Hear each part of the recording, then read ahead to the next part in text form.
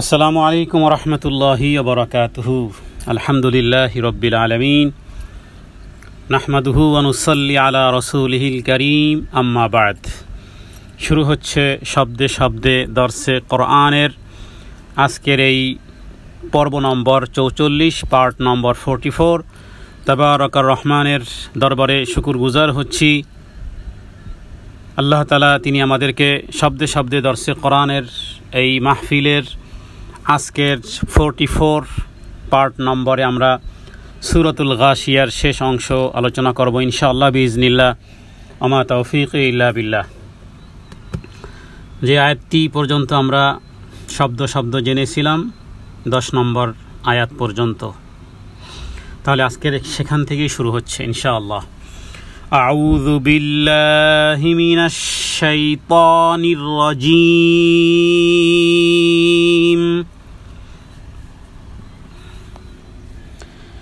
ফি জান্নাতিন আলিয়া। ফি জান্নাতিন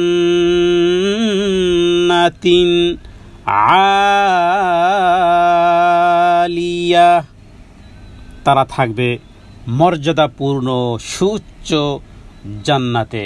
এর পূর্বের আয়াতে ছিল যাদের প্রচেষ্টার ফল আল্লাহ তাআলা কিয়ামতের দিবসে দিয়েছেন, এখন তারা হয়েছে রাদিয়া, পরিতৃপ্ত হয়ে আছে।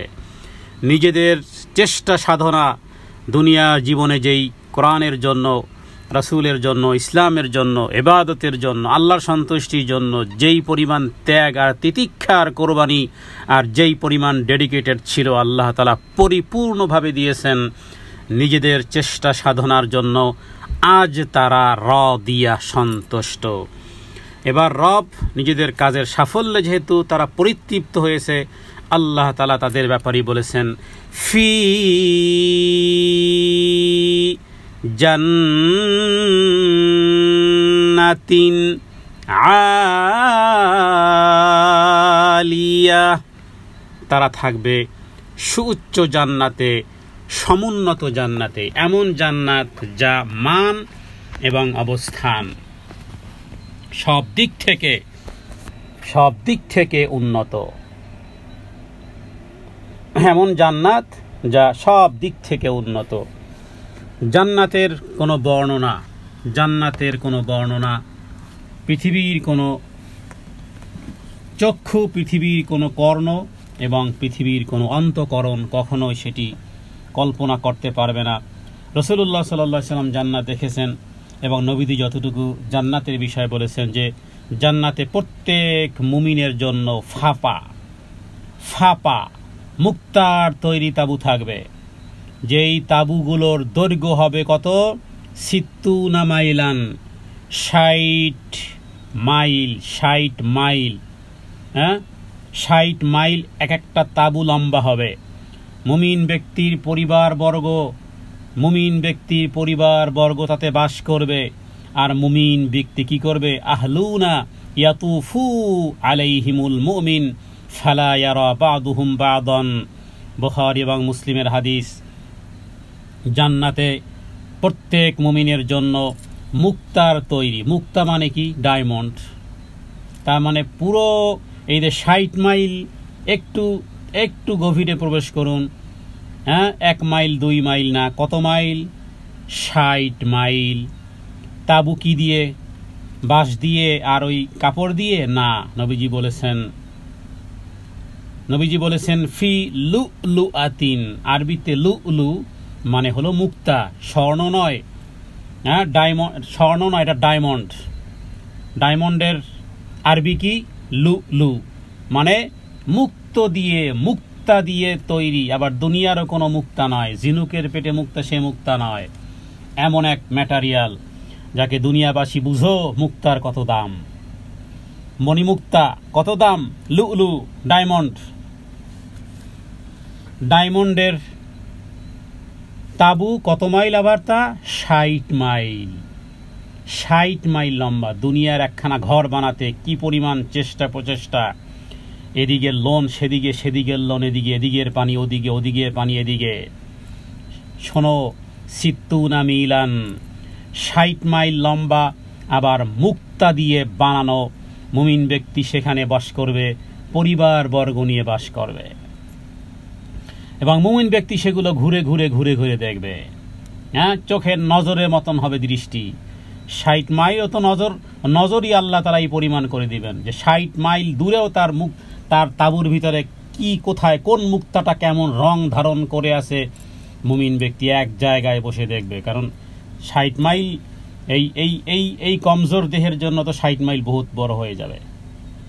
আদম আলাইহিস সালামের মতন দেহ, 6 নবীর হযরতে ঈসা আলাইহিস সালামের মতন বয়স, 33 বছরের বয়স, আদম আলাইহিস সালামের মতো লম্বাই, ইউসুফ আলাইহিস সালামের মতন সৌন্দর্য, মুহাম্মদ সাল্লাল্লাহু আলাইহি ওয়াসাল্লামের মতো আখলাক, সব দিক থেকে পরিপূর্ণ করে 60 মাইল লম্বা এই পরিমাণ মুক্তার তাঁবুতে, ডায়মন্ডের তাঁবুতে মুমিন ব্যক্তি তার পরিবার নিয়ে বসবাস করবে, ঘুরে ঘুরে ঘুরে ঘুরে দেখবে। অনুরূপভাবে আবু সাঈদ খুদরি তিনি বলেছেন, জান্নাতে একটি বৃক্ষ আছে, কোনো এক ব্যক্তি যদি একটি দ্রুতগামী ঘোড়ায় সাওয়ার হয়ে এক নাগাড়ে 100 বছর 100 ইয়ার্স ছুটতে থাকলেও জান্নাতের সেই বৃক্ষের সীমানা অতিক্রম করতে পারবে না। হাদিস বুখারী এবং মুসলিমের। তার মানে বৃক্ষটি তাহলে কত বড়? বৃক্ষটির ছায়ায় যদি ঘোড়সাওয়ার 100 বছর থাকলেও, ছুটতে থাকলেও যদি অতিক্রম করতে পারে না, সেই বৃক্ষটা কত বড়, আর সেই বৃক্ষে আল্লাহ তাআলা কি পরিমাণ ফল ফলাদি রাখবেন। ফি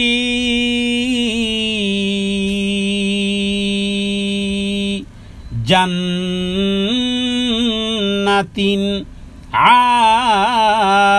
আলিয়াহ, সে জান্নাতে যেতে হলে দুনিয়ার জীবদ্দশায় যারা অসার কথাবার্তায় লিপ্ত থাকে এরা কিন্তু জান্নাতে গেলেও আফসোস করতে থাকবে। কারণ সেখানে একটা কোয়ালিটি হলো 11 নম্বর আয়াত, লা তাসমাউ ফিহা লাগিয়াহ, লা তাসমাউ, সেথায় তারা শুনবে না, ফিহা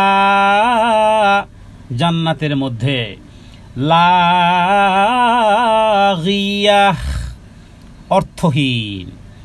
অর্থহীন কথার কাজ জান্নাতে চলে না। অর্থহীন কথার কাজ দুনিয়ার মধ্যেই চলে, কিন্তু এই ভুলের মাসুল দিতে হবে জান্নাতে যদিও যেয়ে থাকো। আর যদি জান্নাতে যদি না যায় তাহলে তো হাত কামড়াতে থাকবে, বলবে হায় হায় ইয়া লাইতানি লাম উতা কিতাবিয়া ওয়ালাম আদরি মা হিসাবিয়া ইয়া লাইতাহা কানাতিল কাদিয়া মা আগনা আন্নি মালিয়া হালাকা আন্নি সুলতানিয়া। এই যে হায় হায় হায় হায় হায় হায় হায় হায়, আমার ক্ষমতা কই গেল, আমার টাকা পয়সা কই গেল, আমার ধন দৌলত কই গেল, আমার পাওয়ার কই গেল, হায় হায় হায় হায়, আমার তো জানা ছিল না আমাকে যেভাবে কিতাব দেওয়া হবে, আমার জীবনের ক্ষুদ্র থেকে ক্ষুদ্র, বৃহত্তম থেকে বৃহত্তম, এনিহাও সব কিছু যেভাবে লিপিবদ্ধ হবে, এইভাবে তো এক্স্যাক্টলি কখনো দুনিয়ার জীবনে আমি চিন্তাও করতে পারিনি। ইয়া লাইতাহা ইয়া লাইতাহা, হায় আফসুস হায় আফসুস। দুনিয়ার মধ্যে যে সমস্ত কাজকর্ম করা হয় ম্যাক্সিমাম বলা যায় যে 90% অনর্থকই হয় আমাদের জন্য। অনর্থকের মাত্রাটাই বেশি, কোনো উদ্দেশ্য নাই, বাস এমনিই ফুফা, এমনিই ফানি। আরে মুসলমানের জীবনে ফানি বলতে কিছু আছে? মুসলমানের ডিকশনারিতে অবসর বলতে কিছু আছে? এখানে এসেছি, দুনিয়াতে এসেছি আল্লাহ তাআলার পরিচয় লাভ করে ইবাদতের পরাকাষ্ঠা প্রদর্শনের মাধ্যমে জান্নাতুল ফেরদাউসে রবের সাক্ষাৎ পর্যন্ত যাব। এটা আমার জীবন, এটা আমার মরণ, এটা আমার জন্মের বৈশিষ্ট্য। खेलाधुला खेल कूद के लिए हम दुनिया में नहीं आया, खेलने के लिए नहीं आया, खेल देखने के लिए भी हम लोग नहीं आया। हम लोग इधर आया कुछ मकासद है, कुछ मकासद शरइया है। हम लोग ऐसा नहीं आया, खेल कूदने के लिए नहीं आया। दुनिया अल्लाह ताला जेमन खेलाधुलार जन्य बानानনি, এই পৃথিবীর যা কিছু দেখতেছি এগুলো খেলাধুলার ছলে, অনর্থক। আল্লাহ যেভাবে সৃষ্টি করেননি জান্নাতেও সেখানে অনর্থক কিছু নেই। লা তাসমাউ ফিহা লাগিয়া। রবের কাছে দোয়া করি, হে প্রভু, জীবনের যে সমস্ত সময়গুলো পার হয়ে গেছে, সামনের দিনগুলোতে প্রতিটি সেকেন্ড যেন কাজে লাগাতে পারি। প্রতিটি মুহূর্ত, প্রতিটি দিন আর প্রতিটি রাত, প্রতিটি গভীর রাত আর প্রতিটি দিনের আলো, হে প্রভু, প্রতিটি সেকেন্ড যেন কাজে লাগাতে পারি। প্রতিটি সেকেন্ড, প্রতিটি শ্বাস আর প্রশ্বাস আমি যেন ওই কাজে ব্যবহার করতে পারি যেখানে তোমার সন্তুষ্টি আছে। এরপরে জান্নাতের বর্ণনা চলতেছে। ফিহা আইনুন জারিয়া। ফিহা, ওই জান্নাতে, আইনুন জারিয়া, এমন ঝর্ণা যা প্রবাহিত।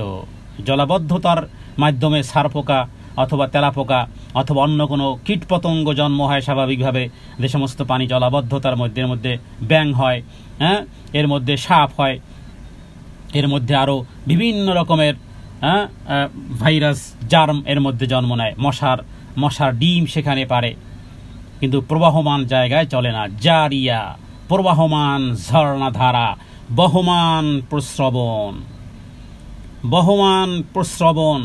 আল্লাহ তাআলা আমার জান্নাতে ঘরগুলো ঠিক এইভাবে নিচের তলদেশ দিয়ে পানি প্রবাহিত। রাসূলুল্লাহ সাল্লাল্লাহু আলাইহি ওয়াসাল্লাম তিনি বলেছেন যে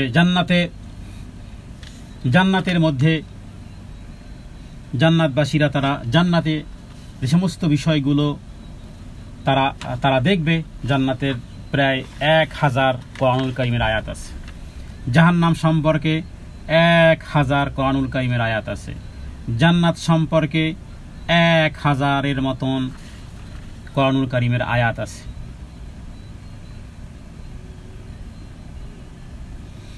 জান্নাতের নবীজি বলেছেন জান্নাতে প্রতি শুক্রবার একটা বাজার বসবে। এভরি ফ্রাইডে জান্নাতে কি হবে? একটা বাজার বসবে। সেখানে জান্নাতবাসীদের সাপ্তাহিক একটা মিলন মেলা ঘটবে। উত্তর দিক থেকে একটা বাতাস প্রবাহিত হবে।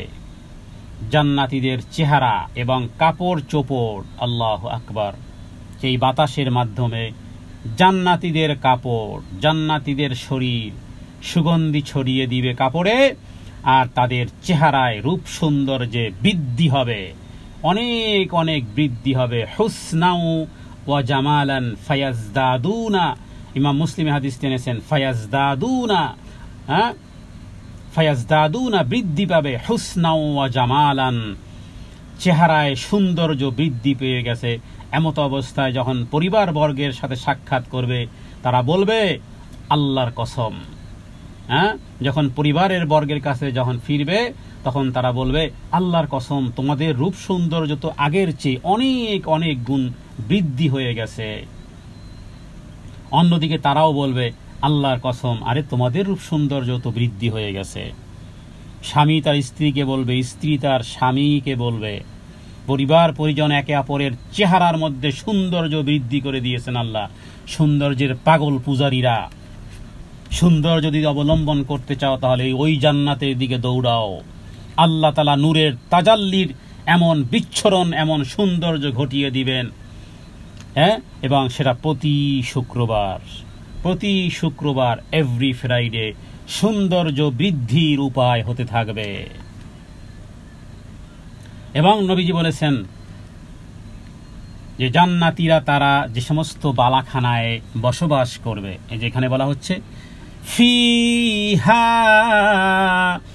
আইনুন জারিয়া, ফিহা সুরুরুম মারফুআ। ফিহা মানে ওই জান্নাতের মধ্যে, সুরুরুম আসন সমূহ, তারা যে সমস্ত জায়গায় বসবে, যে সমস্ত জায়গায় দাঁড়াবে, যে সমস্ত জায়গায় তারা শয়ন করবে, ক্লান্তি অবসাদ দূর করণার্থের জন্য নয়, বরং জাস্ট এনজয়। সুরুরুম মারফুআ,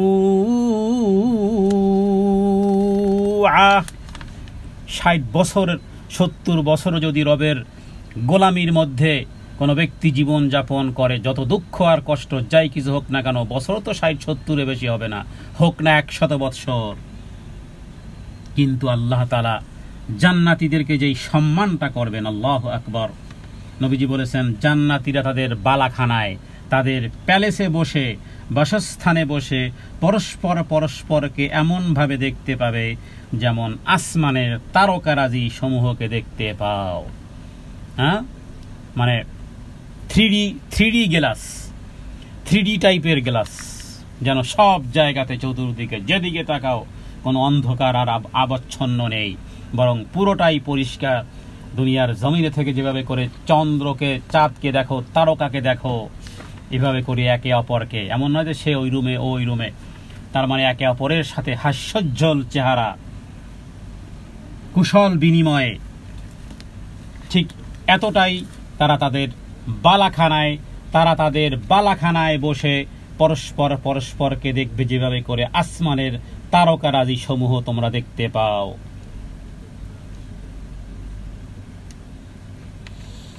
তাহলে জান্নাতে আছে 100 স্তর।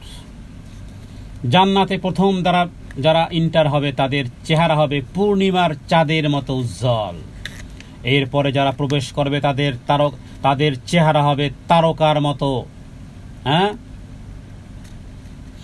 আর এরপরে দুনিয়ার জীবদ্দশায় কত ঝামেলা, প্রসাব পায়খানার ঝামেলা, থুথু, নাকে ময়লা ইত্যাদি, কিন্তু সেখানে আল্লাহু আকবার, নারীরা যে সমস্ত চিরুনি ব্যবহার করবে, বুখারী মুসলিমের হাদিস, প্রতিটি চিরুনি স্বর্ণের তৈরি চিরুনি ব্যবহার করবে। শরীর থেকে যদি 1 ফোঁটা ঘাম বের হয়, সে ঘাম হবে মিশকের মতন সুগন্ধিময়। তাদের ধূপদানি সুগন্ধি কাঠ দিয়ে জ্বালানো হবে। তাদের দৈহিক গঠন হবে সুন্দর, অভিন্ন ধরনের। তাদের অভ্যাস এবং স্বভাব চরিত্র হবে একই রকমের। উচ্চতায় তারা মানব জাতি আদি পিতা হযরতে আদম আলাইহিসসালাতু ওয়াসসালামের মতন 60 হাত লম্বা হবে। হাদিস বুখারী এবং মুসলিমের।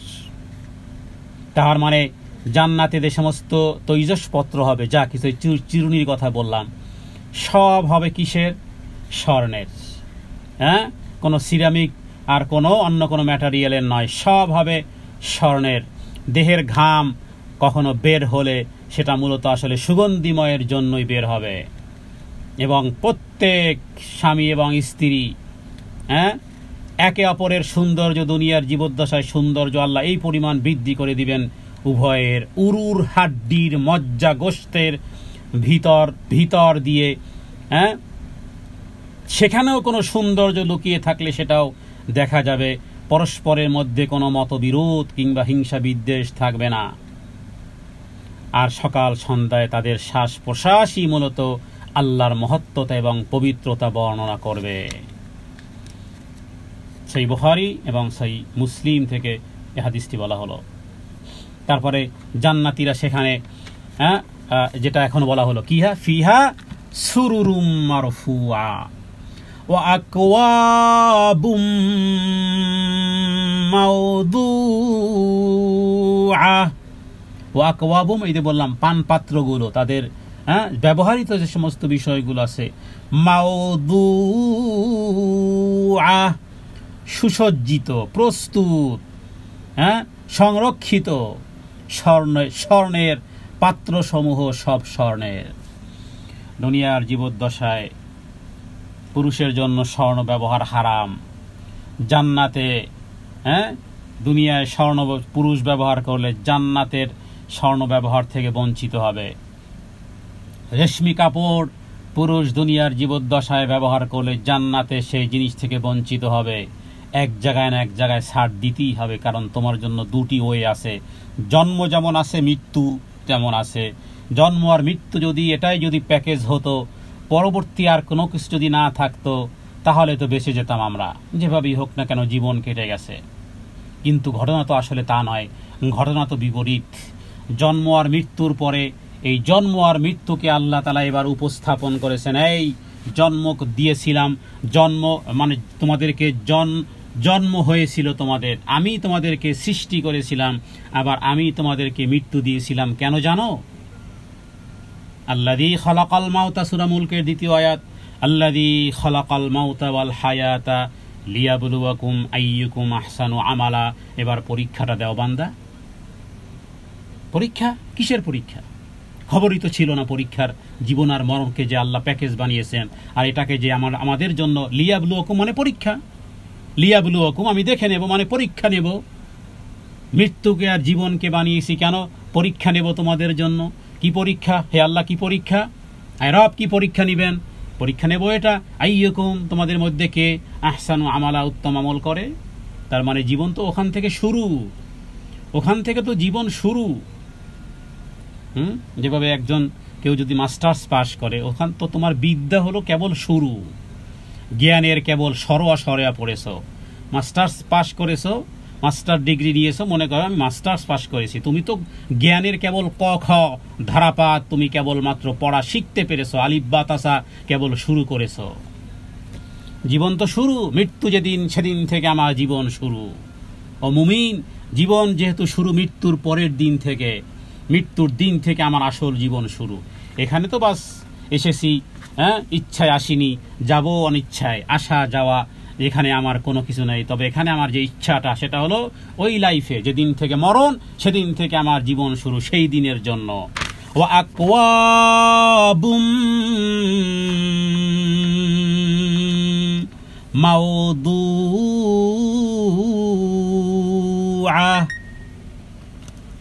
সেখানে শান্তিময় আল্লাহ বিরু লোকদের জন্য। কোরআনুল কারীমে আল্লাহ তাআলা বলেছেন সূরা দুখানের 51 নম্বর আয়াত থেকে 58 নম্বর আয়াত পর্যন্ত, ইন্নাল মুত্তাকিনা ফি মাকামিন আমিন ফি জান্নাতিন ওয়া উয়ুন। এখান থেকে একেবারে পৃষ্ঠার অর্ধেক পর্যন্ত আল্লাহ বলেছেন আল্লাহকে ভয়কারী ব্যক্তিরা সেদিন কমপ্লিটলি নিরাপদ, তারা সেফ, সিকিউরিটির বলয়ে তারা আছেন। শান্তিময় স্থানে তারা যেহেতু প্রবেশ করতেছেন, বাগ বাগিচা ঝর্ণাধারা পরিবেষ্টিত জায়গায় তারা আছেন। পাতলা রেশম মুখমণ্ডলে, তাদের সারা শরীরে পাতলা রেশমের পোশাক। সামনাসামনি স্বামী এবং স্ত্রী, সামনাসামনি আসীন তারা হবে জাঁকজমকপূর্ণ অবস্থায়। সেখানে পূর্ণ নিশ্চিন্ত সহকারে সুস্বাদু জিনিসসমূহ তারা পেতেই থাকবে। লা ইয়াযুকুনা ফিহাল মাউত, সেখানে আর মৃত্যুর আস্বাদন করবে না। কারণ হলো ইল্লাল মাউতাতা, লা ইয়াযুকুনা ফিহাল মাউত ইল্লাল মাউতাতাল উলা ওয়াকাহুম আযাবাল জাহিম। কারণ দুনিয়ায় একবার যে মৃত্যু ঘটেছিল তা তো ঘটেই গিয়েছিল, সুতরাং আর মৃত্যু হবে না। ফাদলাম মির রাব্বিকা যালিকা হুয়াল ফাউজুল আযীম। আল্লাহ তাআলা অনুগ্রহে তাদেরকে জান্নাতের আযাব থেকে রক্ষা করবেন। এটার নামই হলো মহা সাফল্য। আল্লাহ তাআলা যেই জিনিসকে মহা সাফল্য বলেছেন সেই দিকে দৌড় দেওয়ার কেউ নাই। আল্লাহ তাআলা যেটাকে বড় উইনার হিসেবে বলেছেন, এই যে হুয়াল ফাউজুল আযীম। ফাউজুল আযীম মানে সবচেয়ে বড় সাফল্য যারা। কোরআনুল কারীমে আল্লাহ তাআলা জান্নাতের ব্যাপারে 1000 আয়াত নাজিল করেছেন। ইন্নাল আবরার লাফি নাঈম আলাল আরাইকি ইয়ানজুরুন তারিফু ফি ওয়ুজুহিহিম নাযরাতান নাঈম ইউসকাউনা মির রাহীকিম মাখতুম খিতামুহু মিস্ক ওয়া ফি যালিকা ফালইয়াতানাফাসিল মুতানাফিসুন ওয়া মিজাজুহু মিন তাসনিম আইনান ইয়াশরাবু বিহাল মুকাররাবুন। উচ্চ আসনে সমাসীন থাকবে, তাদের মুখ হবে স্বাচ্ছন্দ্যের দীপ্তি অবলোকন করবে, তাদের উৎকৃষ্ট শরাব পান করানো হবে। জান্নাতের শরাব, দুনিয়ার শরাব নয়। এবং যার উপরে মেশকের মোহর লাগানো থাকবে। এবং যে সমস্ত লোক অন্যদের উপর প্রতিযোগিতায় জয়ী হতে চাইবে তারা যেন এই জিনিসের প্রতিযোগিতার জন্য চেষ্টা করে। আল্লাহ বলেছেন যালিকা ফালইয়াতানাফাসিল মুতানাফিসুন। আরে প্রতিযোগিতা যদি করতে চাও, এখানে টিকিট নেয়ার জন্য। কত মানুষ আছে নিজের দেশে ভাত পায় না মানুষ, টিকিট কেটে সে ওই ব্রাজিলে যায় খেলা দেখতে। যেখানে প্রতিযোগিতায় জয়ী হওয়ার জন্য চেষ্টা করা দরকার, যেই লাভের জন্য সেখানের চেষ্টা করো, সেখানে আছে শারাবে তাসনিম, হ্যাঁ, অমিজাজুহু মিন তাসনিম, শারাবে তাসনিম মিশ্রিত থাকবে। এটা একটি ঝর্ণা, পানির সাথে নৈকট্য লাভকারী লোকেরা সেখানে শারাব পান করবে। অমিজাজুহু আইনান ইয়াশরাবু বিহাল মুকাররাবুন, আল্লাহ তাআলা নিকটবর্তী বান্দাদের কি এই খাদ্য এবং এই জাতীয় সুখ স্বাচ্ছন্দ্যের আহ্বান করা হয়েছে। সেখানে কি হবে, এত খাবার যে খাবে, একবারে খাবে 70,000-এর খাবার, এক ঢেকুরের মাধ্যমে সমস্ত খাদ্যবস্তু হজম হয়ে যাবে, প্রস্রাব আর পায়খানার কোনো ঝামেলা নেই। কস্তুরী নেয় খাবারের পরে যে ঢেকুর আসবে, হ্যাঁ, আমরা ঢেকুর আসলে কত দুর্গন্ধ আসে, জান্নাতীদের খাবারের পরে ঢেকুর আসবে, এক ঢেকুরে শেষ। যেই ঢেকুরটা বের হয়েছে সেটার সুগন্ধি হলো কস্তুরীর ন্যায়, মিস্কের মতন কস্তুরীর মতন সুগন্ধি বেরিয়ে আসবে। আল্লাহ তাআলা কোরআনুল কারীমে সূরা হামিম সেজদায় বিভিন্ন সূরাতে আল্লাহ তাআলা সেই প্রতিযোগিতার কথা বলেছেন। আ'দাততু লিইবাদিয়াস সালিহিন, নবীজি বলেছেন, হযরত আবু হুরায়রা বলেন, এমন পুণ্যবান বান্দাদের জন্য এমন সামগ্রী তৈরি করা হয়েছে, মালা আইনুন রাআত, পৃথিবীর কোনো চক্ষু দেখেনি, ওয়ালা উযুনুন সামিআত, পৃথিবীর কোনো কর্ণ সেগুলো শুনেনি, ওয়ালা খাতারা আলা কলবি বাশার, এবং মানুষের কোনো হৃদয়ে কোনো দিন ধারণা করতে পারেনি। এরপরে নবীজি এই আয়াত পাঠ করলেন, ফালা তা'লামু নাফসুম মা উখফিয়া লাহুম মিন কুররাতি আয়ুন জাযাআম বিমা কানু ইয়ামালুন। এই হলো জান্নাতের গল্প কোরআনুল কারীম থেকে এবং বিশুদ্ধ বুখারী এবং মুসলিমের হাদিস থেকে। আল্লাহ তাআলা তাদেরকে এই মর্যাদা দিয়েছেন কারণ তাদের চেষ্টা সাফল্যমণ্ডিত হয়েছে। এরপরে ওয়ানামারিকু মাসফুফা, ওয়ানামারিকু মানে তাদের তাকিয়া সমূহ, তারা যেখানে হেলান দিয়ে বসবে সেগুলো কেমন, মাসফুফা, হ্যাঁ, গালিচা মানে সারি সারি উপাদান, সারি সারি গালিচা মানে, বা মাসফুফা বলতে বালিশকেও বোঝানো হয়। এরপরে ওয়াজারাবিয়ু মাবসুসা, ওয়াজারাবিয়ু যে গালিচা, হ্যাঁ, জান্নাতের যে ঘাস হবে, জান্নাতের ঘাস হবে কি দিয়ে, জান্নাতের ঘাস হবে জাফরানের ঘাস। এর কোনো মাটির উপরে প্লাস্টিকেরও ঘাস নয় বা এমনিতে ওই ঘাস নয়, বরং জান্নাতের মাটিতে যে ঘাস হবে সেগুলো জাফরানের ঘাস। এরপরে যে সমস্ত গালিচাগুলো বিছানো হবে, যে সমস্ত বিছানাগুলো কার্পেট রাজি, যেগুলো মখমল, হ্যাঁ, আল্লাহ তাআলা জান্নাতীদের জন্য জান্নাতকে আল্লাহ তাআলা নিজে সাজিয়েছেন। জান্নাতের ঝর্ণা সমূহ মিস্ক এবং পাহাড় এবং মিস্কের টিলা থেকে প্রবাহিত হবে। উচ্চ মর্যাদা সম্পন্ন শয্যা, উঁচু উঁচু পালঙ্ক, আরামদায়ক বিছানা তোষক, তারপরে উঁচু উঁচু গদি বিশিষ্ট। এই জান্নাতীরা যখনই তারা একটু মনে করবে যে একটু বিছানায় যাই, একটু শুতে যাই, শুধু মনে ইচ্ছা এসেছে যে আমি একটু শোয়ার ইচ্ছা করব, সাথে সাথে সেগুলো অবনত হয়ে আসবে, নুয়ে পড়বে, রকমারি সূরা থাকবে।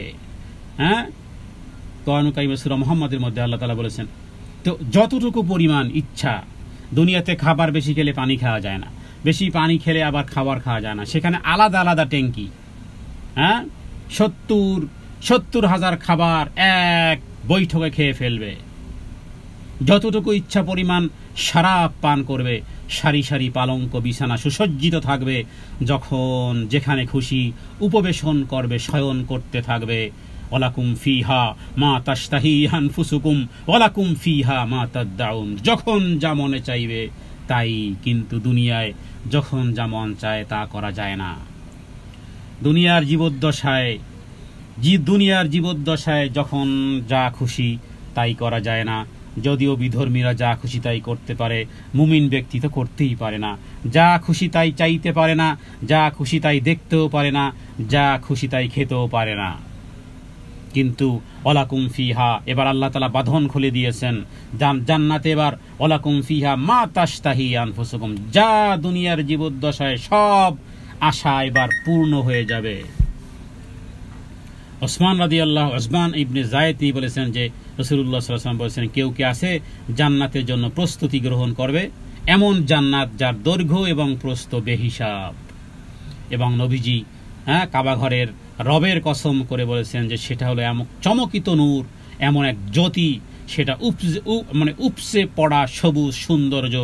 সেখানে উঁচু উঁচু মহল এবং বালাখানা রয়েছে প্রবাহিত ঝর্ণাধারা, রেশমি পোশাক, নরম নরম গালিচা, পাকা পাকা উন্নত মানের ফল, চিরস্থায়ী স্থান, আরাম আয়েশার নিয়ামতে পরিপূর্ণ। সাহাবায়ে কেরাম তখন বলে উঠলেন, ইয়া রাসূলুল্লাহ, ইয়া রাসূলুল্লাহ, আমরা সবাই জান্নাতের আকাঙ্ক্ষী, আমরা এর জন্য প্রস্তুতি গ্রহণ করব। তখন নবীজি বললেন, শুনো, নবীজি বললেন ইনশাআল্লাহ, যদি আল্লাহ চান। তখন তারা ইনশাআল্লাহ বলল। এই হাদিসটি ইমাম আবু দাউদ তিনি উল্লেখ করেছেন। তো এখানে জান্নাতীদের আরাম আয়েশের সুখময় জীবনের ঘটনা আল্লাহ তাআলা কোরআনুল কারিমে এনেছেন, যাতে করে মুমিন ব্যক্তি দুনিয়ার জীবদ্দশায় দুঃখ, কষ্ট, হতাশা কত কিছু ঘিরে আছে, যেন জান্নাতের আহ্বানগুলো শুনে জান্নাতের আসন, জান্নাতের গদি, জান্নাতের বিছানা ইত্যাদি আরাম আয়েশের যে যত্রতত্র গালিচা সমূহ আল্লাহ তাআলা মুমিন ব্যক্তিদেরকে শুনিয়েছেন, যাতে করে মুমিন ব্যক্তি দুনিয়ার এই জীবদ্দশায় এখানে কি পেল আর কি হারালো, পাঁচতলা নাকি গাছতলা, গাছতলা নাকি পাঁচতলা, সে হিসাব এখানে ঠুনকো। কারণ পাঁচতলাও একদিন শেষ হবে, গাছতলাও একদিন শেষ হবে। কিন্তু এমন এমন দিন, এমন জীবন যেটাকে বলা হয় আবাদুল আবাদ, আবাদুল আবাদ, আবাদুল আবাদ, যেই জীবনের শুরু আছে শেষ নেই, যেই জীবনের শুরু আছে শেষ নেই। আল্লাহ তাআলা জান্নাতকে সাজিয়েছেন, মুমিন ব্যক্তিদের জন্য জান্নাতকে সাজিয়েছেন। আল্লাহ তাআলা জান্নাতীরা যখন জান্নাতে দাখিল হবে, যাতে করে কখনো ওই মনে না হয়, কারণ আপনাকে যত ভালো জায়গায় রাখা হোক, যদি আপনাকে শুধুমাত্র ইন্টার হওয়ার সময় যদি আপনাকে এই থিঙ্কিংটা দিয়ে দেওয়া হয় যে বেশি দিন কিন্তু এখানে থাকতে পারবেন না, বাস হোক না অনেক আরাম আয়েশের অনেক কিছু টেনশন, যেহেতু আপনার মনের মধ্যে যেখানে বললো যে এখানে চিরদিন থাকা যাবে না, বাস ওখান থেকেই টেনশন শুরু। কিন্তু জান্নাতীদেরকে আগেই বলে দেওয়া হবে যেখানে চিরকাল তোমরা থাকবে। ইয়া আহলাল জান্নাহ, ইয়া আহলাল জান্নাহ, হে জান্নাতীরা, খালিদিনা ফিহা, চিরদিন এখানে থাকতে পারবে। সেখানে যা চাইবে তাই তাকে দেওয়া হবে, যা চাইবে তাই তাকে দেওয়া হবে। কোন কোন বর্ণনায় আছে চাইবেন 1 পাবেন 10। এবার কি হবে? এখানে 10 দিন চান, পান না, মেজাজটা গরম হয়ে যায়, এত দোয়া করি কবুল হয় না। আর উল্টো সহিহ মুসলিমের হাদিসটি রয়েছে, হযরত আবু হুরায়রা রাদিয়াল্লাহু তাআলা আনহু বলেছেন, জান্নাতে তোমাদের মধ্যকার সবচেয়ে নিম্নতম পর্যায়ে, ইন্না আদনা মাকাদি আহাদিকুম মিনাল জান্নাতি আন ইয়াকুলা লাহু তামান্না তামান্না ফায়াতামান্না ওয়া ইয়াতামান্না, মানে কি চাও, সে চাইতে থাকবে। আল্লাহর কাছে চাও, তারপর সে চাইতে থাকবে। আল্লাহ তাআলা জিজ্ঞেস করেন তুমি কি চেয়েছো, জবাবে সে বলবে আমি তো অনেক কিছু চেয়েছি। আল্লাহ বলবেন তুমি কি চেয়েছো? যা চেয়েছো তা এবং তার সমপরিমাণ বাড়তিও তোমার জন্য দেয়া হলো, বাড়তিও দেওয়া হলো। চেয়েছেন 1 পেয়েছেন 10। তো ওখানে যদি একে চেয়ে যদি 10 পেয়ে যান, তাহলে এখানে তার একটা বিপরীতমুখী একটা জীবন আল্লাহকে উপহার দিতে হবে। চাইলাম পাইলাম না, নো প্রবলেম, আরো বেশি করে চাইব, কারণ আমার রব বখিল নন। কেন দেন না এই কারণে যে আমার এর মধ্যে আমারই কল্যাণ আছে, আমারই এর মধ্যে কল্যাণ আছে। দেখুন, জান্নাতীদেরকে আল্লাহ তাআলা একদিন প্রশ্ন করবেন, একদিন সমস্ত জান্নাতীদেরকে ডাকবেন। হাদিস বুখারী মুসলিমের। আবু সাঈদ খুদরি রাদিয়াল্লাহু তাআলা হাদিসটি বর্ণনা করেছেন জান্নাতীদেরকে উদ্দেশ্য করে বলবেন, হে জান্নাতীরা, ইয়া আহলাল জান্নাহ ফায়াকুন। এবার সমস্ত জান্নাতবাসীরা আল্লাহ তাআলা ডাক দিয়েছেন, হ্যাঁ, বুঝতে পারবে তারা। সবাই সমস্বরে সেদিন বলবে, লাব্বাইকা রব্বানা ওয়া সাদাইক আল খায়রু ফি ইয়াদাইক। হ্যাঁ, আরবি শেখা লাগবে না, জান্নাতি গেলে যা বলবেন ওটাই আরবিতে হয়ে যাবে, আরবির পণ্ডিত হয়ে যাবেন। যখনই আল্লাহ বলবেন ইয়া আহলাল জান্নাহ, হে জান্নাতীরা, ফায়াকুলুন, সবাই সমস্বরে, জান্নাতি পুরুষ আর জান্নাতি নারী সবাই বলবে, আয় প্রভু, আয় প্রভু। কারণ মুমিনের কাছে সবচেয়ে বেশি প্রিয় কে? আল্লাহ। মুমিনের কাছে সবার চেয়ে প্রিয় কে? আল্লাহ সুবহানাহু ওয়া তাআলা। দুনিয়ার সম্পর্ক রক্ষা করার জন্য আমাদেরকে সিস্টেমিক মোতাবেক চলতে হয়, কিন্তু ভালোবাসার পাত্র যিনি, যাকে ভালোবাসার যিনি যোগ্য, তিনি আমার আল্লাহ। কারণ পৃথিবীর মানুষ আসলেই গাদ্দার, কানা গাদ্দারান। একটু এদিক সেদিক স্বার্থে আঘাত লাগলে কি বলেন ছেলে আর কি বলেন মেয়ে, কোন উদাহরণ আপনি আনবেন? কোন উদাহরণ আপনি আনবেন? ছেলে মার ছেলের উদাহরণ আনবেন? সিচুয়েশন পরিবর্তন হয়ে যায়, প্রত্যেক ঘরে ঘরেই শিক্ষা এসে যায় যে আসলেই আপন বলতে আর কেউ থাকে না। কানা গাদ্দারান, গাদ্দারিয়াত মানুষের মনের মধ্যে থাকে। কিন্তু এমন একজন সত্তা আছেন, তিনি ভালোবাসার যোগ্য। তিনি বলবেন ইয়া আহলাল জান্নাহ, সবাই বলবে, নারী আর পুরুষ সবাই বলবে, লাব্বাইকা রব্বানা, হে আমাদের প্রভু, আমরা তো উপস্থিত, আমরা উপস্থিত। আর ওয়াসাদাইক আল খায়রা ফি ইয়াদাইক, হে প্রভু, সমস্ত কল্যাণ তো তোমার মধ্যেই নিহিত। এরপরে আল্লাহ জিজ্ঞেস করবেন কি দেখেন, হাল রাদিতুম, তোমরা কি সন্তুষ্ট আছো? জবাবে সবাই বলবে, হায় প্রভু, কিভাবে আমরা অমালানা লা নারদা, কিভাবে আমরা সন্তুষ্ট হব না?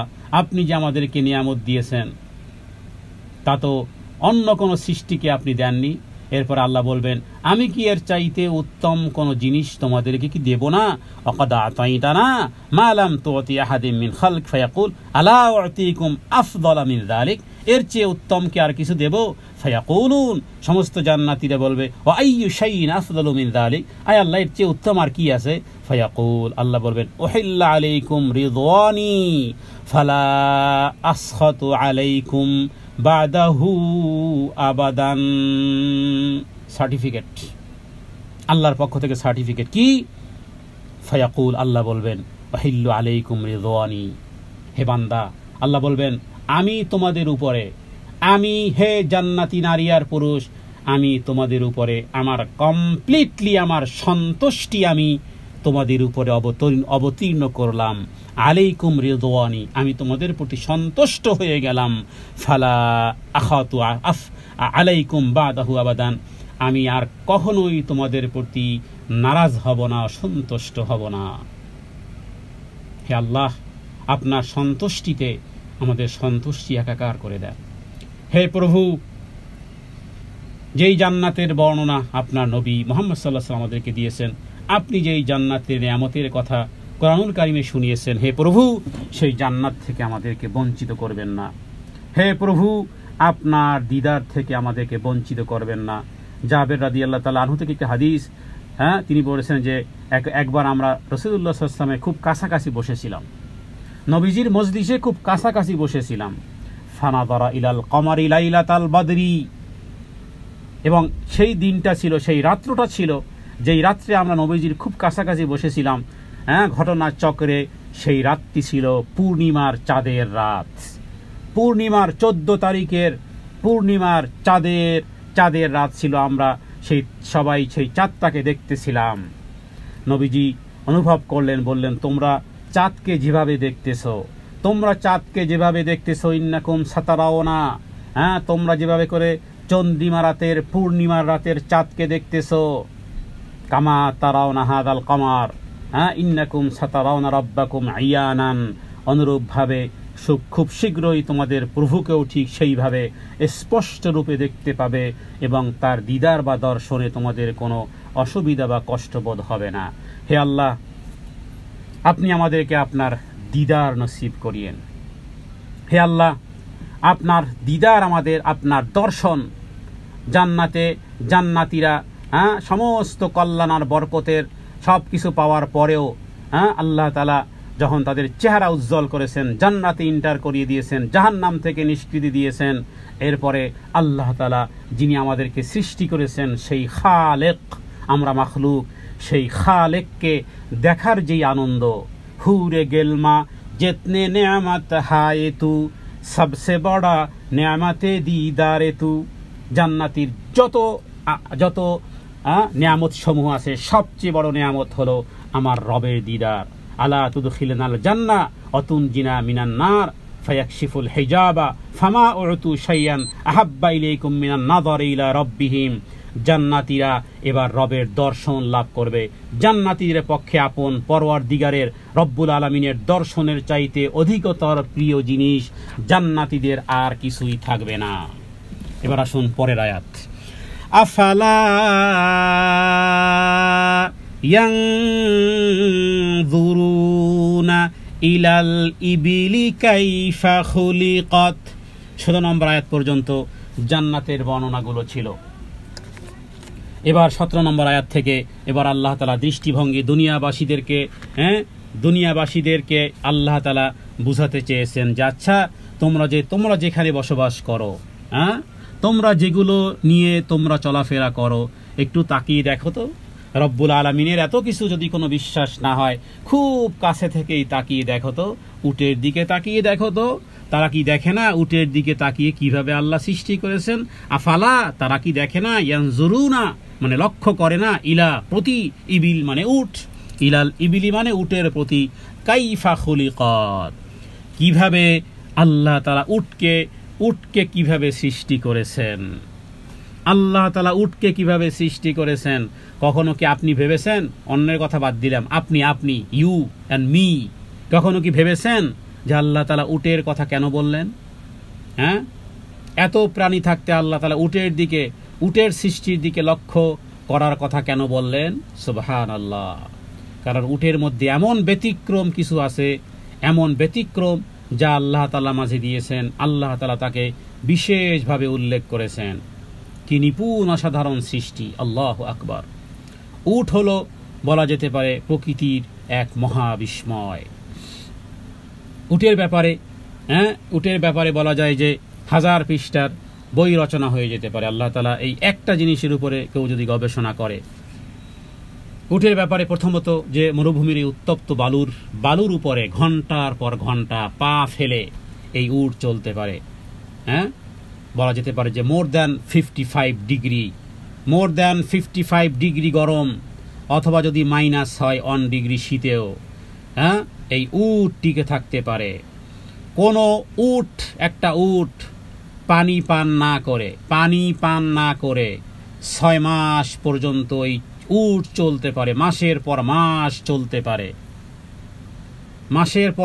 চলতে পারে এই উট। 6 মাস পানি পান করার প্রয়োজনীয়তা নেই। মরুভূমির বড় বড় কাটা গাছ, মরুভূমির বড় বড় কাটা সহ ক্যাকটাস খেয়ে ফেলতে পারে। 200 থেকে 250 কেজি ওজন নিয়ে মাসে মানে মাইলের পরে মাইল, শত মাইল অত্যন্ত আনন্দের সাথে এই উট পার হতে পারে। উটের মতন এই অসাধারণ ডিজাইনের প্রাণী প্রাণী বিজ্ঞানীদের কাছে এক মহাবিস্ময়। স্বাভাবিকভাবে মানুষের দেহের যে তাপমাত্রা থাকে 37 ডিগ্রি সেলসিয়াস বা যেটাকে 98 ডিগ্রি ফারেনহাইট বলা হয়, এর আশেপাশে থাকলে স্বাভাবিকভাবে বিভিন্ন অঙ্গ প্রত্যঙ্গগুলো ক্ষতির আশঙ্কা হয়। কিন্তু 40 ডিগ্রির যদি বেশি হয়ে গেলে লিভার, কিডনি, মস্তিষ্ক, খাদ্যতন্ত্র ইত্যাদি সব ক্ষতিগ্রস্ত হয়। যদি 41 ডিগ্রি তাপমাত্রা শরীরের কোষ মরে যেতে শুরু করে। তো স্বাভাবিকভাবে এই জন্য অন্যান্য প্রাণী কি হয় যে একটু তাপমাত্রা একটু স্বাভাবিকের চেয়ে একটু বেড়ে গেলে কি হয়, শরীর ঘেমে তাপ শুরু হয়ে যায়। আর আমাদের তো অবস্থা তো এমন, এসি ছাড়া চলা যায় না, গাড়িতে এসি, বাড়িতে এসি, মার্কেটে এসি। তো 48 বা 45 বা 55 টেম্পারেচারে সেখানে এই জাতীয় একটা উট মোর দ্যান 45 ডিগ্রি তাপমাত্রা হওয়ার আগ মুহূর্ত পর্যন্ত পানি ধরে রাখে। তার মানে যখন 45 টেম্পারেচার হতে পারে তখন এর আগে তার কোনো শরীরে ঘামই আসবে না। কিন্তু অন্য পশু, ছাগল বলেন, গরু বলেন, মহিষ বলেন, অন্যান্য যেগুলো বা গাধা বলেন, সেগুলো ঘামতে শুরু করে। গাধার ঘাম পাক না না পাক, সুবহানাল্লাহ। ওলামায়ে কেরামগণ কিভাবে দৃষ্টিতে দেখেন গাধার ঘাম পাক না না পাক। ওলামায়ে কেরাম প্রশ্ন করেছেন, গবেষণা বের করেছেন যে গাধার ঘাম পাক কিভাবে। দলিল দাও। দলিল হলো রাসূলুল্লাহ সাল্লাল্লাহু আলাইহি সাল্লাম এপ্রিল মাসে মক্কাতে ভাষণ দিয়েছিলেন। মক্কার গরম, নবুয়তের গরম, এত কিছু, মক্কা শহরে এখনো গরম। তাহলে সেই এপ্রিল মাস এমনি ও আবহাওয়া গরম, মক্কার এত গরমের মধ্যে নবীজি গাধার উপরে আরোহণরত অবস্থায় ভাষণ দিয়েছিলেন। নিশ্চয়ই গাধা ঘর্মাক্ত ছিল। রাসূলুল্লাহ সাল্লাল্লাহু আলাইহি ওয়াসাল্লাম গাধার পিঠ থেকে নেমেছেন, সালাত আদায় করেছেন। তার মানে এই দৃশ্যই প্রমাণ করে গাধার ঘাম পাক। দেখুন আপনি আমি এটাকে কি ভাবতাম, এখান থেকে ওলামায়ে কেরাম মাসআলা বের করেছেন। উট হলো এমন এক প্রাণী 45 বা 41 ডিগ্রি তাপমাত্রা হওয়ার আগ মুহূর্ত পর্যন্ত উটের কোনো ঘামই আসবে না। তারপরে উট যখন সকালবেলা মরুভূমিতে বালু গরম হওয়ার আগে মাটিতে বসার সময় পাগুলো শরীরের নিচে বিছিয়ে দেয়, যেন মাটি থেকে তার শরীরে তাপ আসতে না পারে। সূর্যের দিকে মুখ করে থাকে যাতে শরীরের নিম্নতম অংশ উত্তপ্ত হয়। তো এভাবে করে, এবং শুধু তাই না, উটের রক্ত বিশেষভাবে তৈরি প্রচুর পরিমাণে পানি ধরে রাখার জন্য। উট যখন একবার পানি পান শুরু করে তখন মনে রাখবেন যে 150 লিটার, একসাথে 150 লিটার পানি, বলা যেতে পারে প্রায় 3টি গাড়ির ফুয়েল ট্যাঙ্কের সমান, 10 মিনিটের মধ্যে 150 লিটার পানি উট পান করতে পারে। আপনারা হযরতে সালেহ আলাইহিস সালাম উটটির কথা জেনেছেন যে সেটা ছিল আরেক ধরনের, যে পুরো পুকুরের পানি শেষ। তো বিপুল পরিমাণে পানি এইভাবে করে কোনো প্রাণী যদি পান করে, কোনো প্রাণী পান করলে রক্তে মাত্রাতিরিক্ত পানি গিয়ে চাপের কারণে রক্তের কোষ ফুলে ফেঁপে শরীর ফেটে যেতে পারে, আপনার কি বলে শিরা উপশিরা ফেটে যেতে পারে। কিন্তু উটের রক্তের কোষে এক বিশেষ আবরণ আছে যা অনেক বেশি চাপ সহ্য করতে পারে, এবং এই কারণেই উটের পক্ষে একেবারে এই পরিমাণ মানে কি বলে 150 লিটার পানি একবারে উট পান করার কারণে কোনো অসুবিধা হয় না। তারপরে উটের কুজ দেখেছেন, উটের কুজ, এই উটের কুজ কোথাও কোথাও দেখা যায় যে 2টি কুজ, কোথাও কোথাও একটা কুজ। কুজ যখন চর্বিতে, কুজের মধ্যে কি আছে? চর্বি আছে। উটের কুজে চর্বিতে ভরা, শক্ত টান টান অবস্থায় থাকে। যদি উটকে আপনি 10 দিন না খেয়ে রাখেন, 15 দিন না খেয়ে রাখেন, তখন উটের কুজ, ওই যে চর্বি, ওখান থেকে সে শক্তি উৎপাদন পেয়েছে, ওখান থেকে সে পাওয়ার পেয়েছে। 10 দিন খাবার নেই উটের, নো প্রবলেম। উটের যে কুজ ছিল, যেটা টান টান ছিল, চর্বিতে ভরা ছিল, এবার সেখান থেকে সে এনার্জি নিয়েছে। তখন কুজটা, উপরের যে কুজ সেটা নরম থলথলে হয়ে যাবে, কিন্তু এতদিন ওখান থেকে সে পাওয়ার পেয়েছে। তারপরে উটের পা গরুর মতন চেরাখুর, মানে উল্টো পায়ের তলায় নরম প্যাড আছে, যা গরুর পায়ে নেই, যেগুলো রোমন্থন করে সে জাবর কাটে। তারপরে উটের পাকস্থলী 3 কক্ষ বিশিষ্ট, অনেকে এটাকে ভিন্ন ভিন্ন নাম দিয়েছে। তো শরীরের ওজনের চেয়ে বেশি পরিমাণ পানির হ্রাস সহ্য করতে পারে। অথচ আমাদের ডায়রিয়া হলে কি হয়? শরীরে রক্ত, শরীরের পানি আর লবণ যদি শেষ হয়ে যায়, শেষ। আমাশয় রুগীকে কলেরা হসপিটালে ভর্তি করতে হয়, কিছুই নেই, শরীর নিস্তেজ হয়ে পড়ে আছে, কারণ শরীরে ঘাটতি হয়েছে কি? লবণ আর পানি। কিন্তু এই উট তার শরীরের 30%-এর নিচেও যদি নেমে যায়, তবুও উট সহ্য করতে পারে। তো উটের ব্যাপারে আল্লাহ তাআলা বলেছেন যে তোমরা কি দেখো না এই উটকে কিভাবে আমি সৃষ্টি করেছি? তারপরে শুধু তাই নয়, বরং উটের মানে একটা অ্যান্টিবডি, উটের গোটা শরীরটাই এরকম অ্যান্টিবডি। একবার যথেষ্ট খাবার এবং পানি নেওয়ার পর বাস শেষ, 6 মাস পর্যন্ত আর খাবারেরও দরকার নেই, পানিরও দরকার নেই, কারণ এটা মরুভূমির জাহাজ, হাসি মুখে চলাফেরা করে। কিন্তু বিষয়টা কি আসলে? বিষয়টা হলো এরকম যে এই যে উট দেখতেছো, এত বড় একটা প্রাণী, এই বিশাল শক্তিশালী প্রাণীটিকে আল্লাহ তাআলা কি পরিমাণ আনুগত্য করেছেন সেটি আর এক হিস্ট্রি। কোনো একজন ব্যক্তি তার উটের রশিকে বাঁধে নেয়, তার পিছে উটের পরে উট আছে, উটের পরে উট আছে। সকালবেলা গিয়ে দেখে যে উট, হাজার হাজার উট চলতেছে। কি ব্যাপার, সামনে তো কোনো মানুষ টানুষ দেখা যায় না, কি ব্যাপার? দেখে যে প্রথম যে উটটা ছিল, এই উটের রশিটাকে একটা ইঁদুর নিয়ে আস্তে আস্তে আস্তে করে যাচ্ছে, আর এর পিছনে উট চলতেছে। ওই যে সামান্য একটু টান লেগেছে, বাস উট এবার রওনা দিয়েছে, বাস শেষ।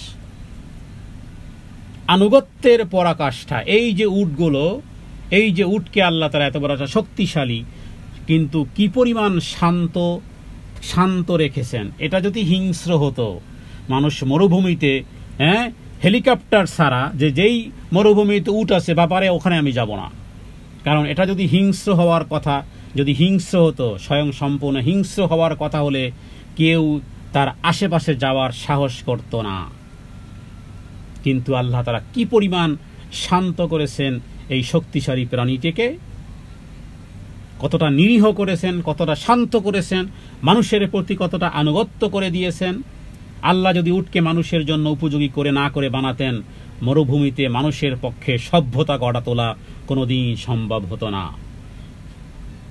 তো আল্লাহ তাআলা এই জন্যই বলেছেন, আফালা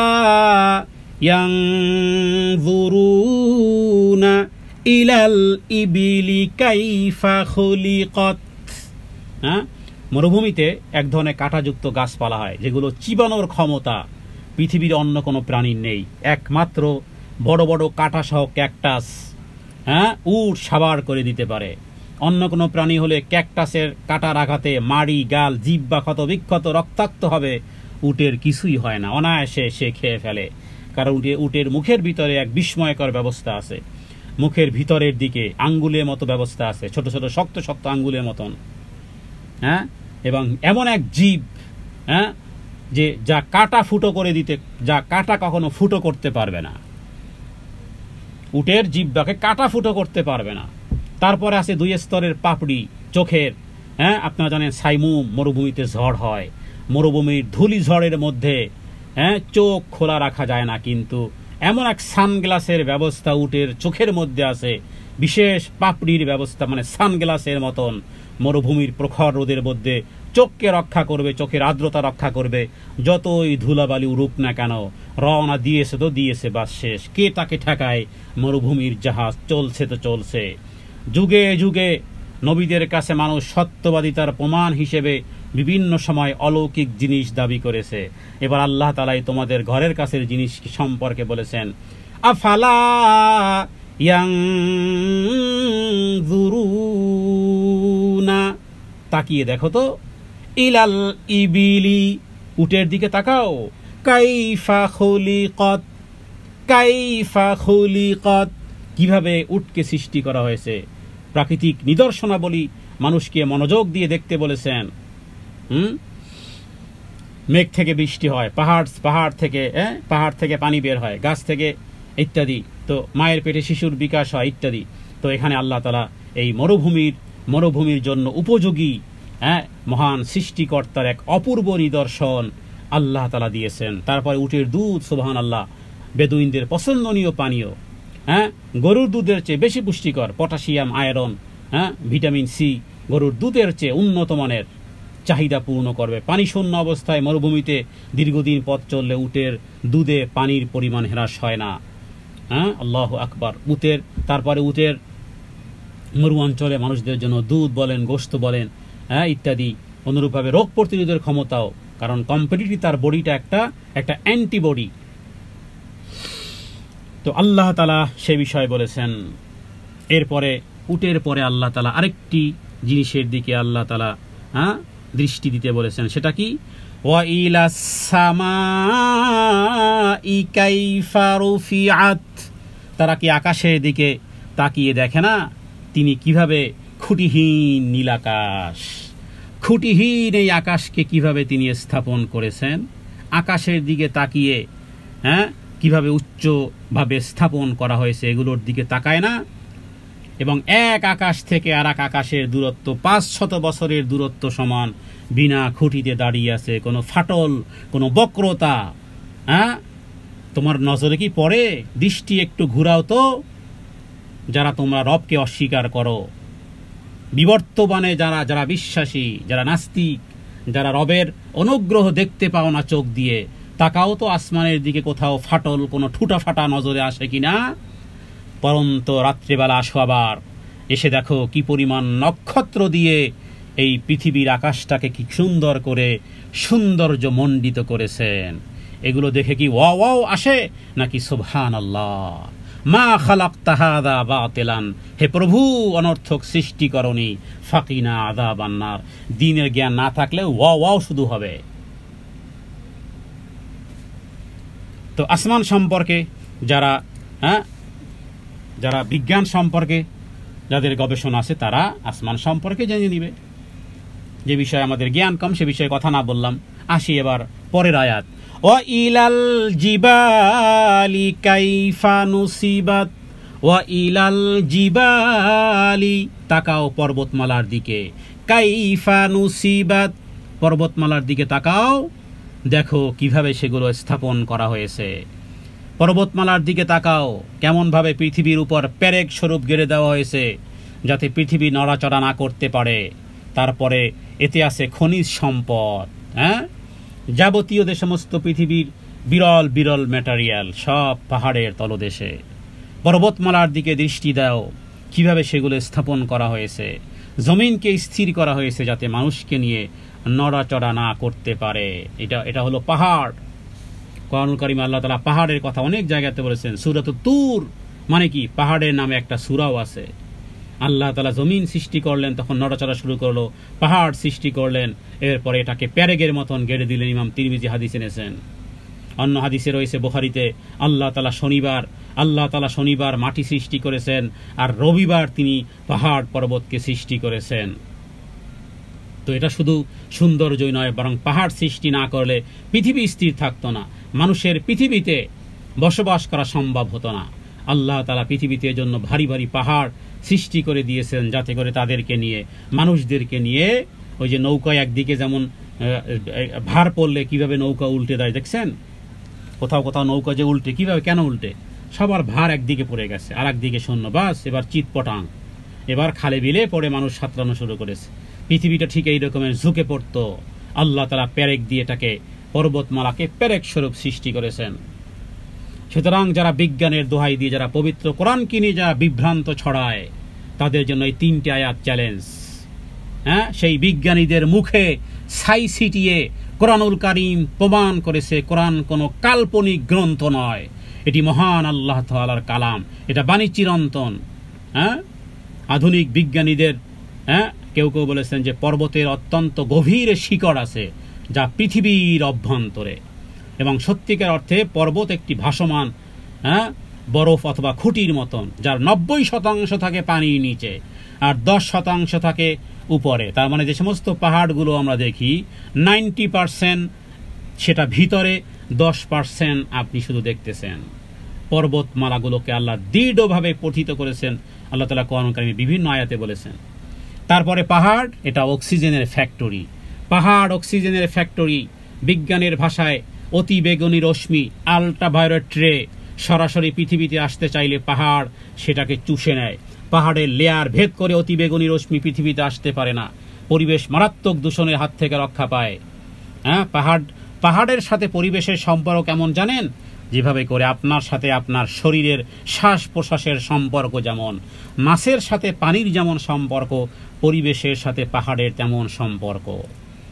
এটা শুধু দেখে শুধু আনন্দ উপভোগ করার নয়। সাফা মারওয়াতে আমরা যে পাহাড়, সেখানেও 2টি পাহাড়। সাফা মারওয়াকে আল্লাহ নিদর্শন করেছেন, ওমরাকারী, তাওয়াফকারী, হজকারী সবাই সেখানে যায়। তো এগুলো পাহাড়ের বিষয়। আল্লাহ তাআলা এখানে কি বলেছেন?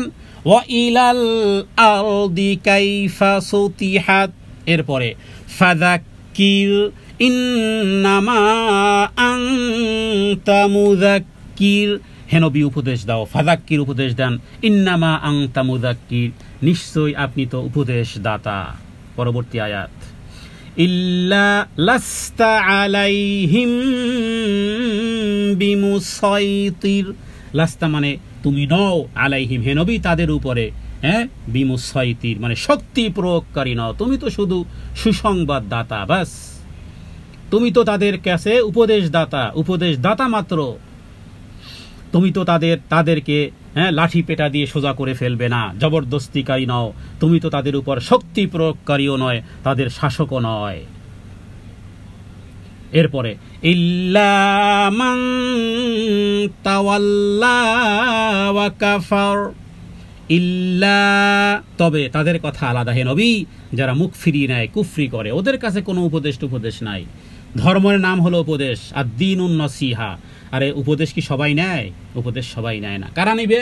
মান কানা ইউমিনু বিল্লাহি ওয়াল ইয়াউমিল আখির, পরকালে যারা বিশ্বাসী এরাই উপদেশ কাজে নেয়। আল্লাহ তাআলা বলেছেন, হে নবী এদেরকে উপদেশ দেন, তানফাউ যিকরা, যে একমাত্র মুমিনদের জন্যই, মুমিনদেরকে একমাত্র উপদেশ ফায়দা নিয়ে আসে।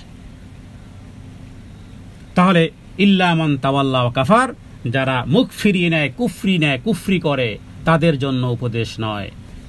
ঈমান থেকে বিমুখ হয়ে গিয়েছে, আল্লাহ তদীয় রাসূলকে অবিশ্বাস করেছে, তাদের জন্য উপদেশ নয়, বরং তাদের জন্য আছে কি? তাদের জন্য আছে শাস্তি। কারণ সবাইকে উপদেশে কাজ হয় না, কাউকে শাস্তি দিতে হয়। রব্বুল আলামিন কাউকে শাস্তি দিবেন, এই কারণে আমার আল্লাহ সুবহানাহু ওয়া তাআলা তিনি আদেল, তিনি আহকামুল হাকিমিন, তিনি ইনসাফকারী, এই কারণে শাস্তি দিবেন। ফায়ুআযযিবুহুল্লাহুল আযাবাল আকবার, ফায়ুআযযিবুহুল্লাহুল আযাবাল আকবার, আল্লাহ তাআলা তাদেরকে শাস্তি দিবেন, আল্লাহ তাআলা কঠোর আযাব দিবেন, মহা শাস্তিতে ফেলে দিবেন, মহা শাস্তি তাদেরকে দিবেন। কারা? ওই যে আগে যারা মুখ ফিরিয়ে নিয়েছে, কখনোই কোনো নসিহত গ্রহণ করে না। যে নসিহত গ্রহণ করে না, মনে রাখবেন তার কপালে খবর আছে। আমরা ইন্না ইলাইনা ইয়াবাহুম, আর আমাদের অবস্থা কি? আমরা তো রবের দিকেই প্রত্যাবর্তন করব। ইন্না মানে নিশ্চয়, ইলাইনা আমাদের দিকে, ইয়াবাহুম তাদের প্রত্যাবর্তন হবে, তাদেরকে আমার কাছেই ফিরতে হবে। এই আয়াত দ্বারা মুমিনও ফিরবে, কাফেরও ফিরবে। মৃত্যুর মাধ্যমে সবাই আসবে, জালেম মাজলুম, আলেম বলেন, জালেম বলেন, আস্তিক বলেন, নাস্তিক বলেন, কি আছো তোমরা, মৃত্যুকে অস্বীকার করবে। তার মানে প্রত্যাবর্তন করতেই হবে আমার দিকে। এরপরে কি হবে? সুম্মা ইন্না আলাইনা হিসাবাহুম, কিচ্ছা শেষ। সেটা কি? তারপর নিশ্চয়ই তাদের হিসাব নিকাশ আমার ওই দায়িত্বে। সুম্মা অতপর, ইন্না নিশ্চয়ই, আলাইনা আমারই উপর, হিসাবাহুম তাদের হিসাব। তার মানে যদি হিসাব কিতাবের কোনো ফের না থাকতো, ওকে দুনিয়াটা মস্ত বড়, খাওলাও, ফুর্তি করো, আগামীকাল বাঁচবে কিনা বলতে পারো, যা খুশি তাই করে নাও, ধুমধামাক্কার পৃথিবীতে ঢাকঢোল পিটিয়ে নাও। কিন্তু সমস্যা তো ওখানে, ইন্না আলাইনা হিসাবাহুম, কতদিন ঢাকঢোল পিটাবি রে? একদিন তো আসতেই হবে, সেদিন হিসাবটা বুঝিয়ে দেব। ইকরা কিতাবাক কাফা বিনাফসিকাল ইয়াউমা আলাইকা হাসিবা, পড়ো তোমার আমলনামা পড়ার জন্য তুমিই যথেষ্ট।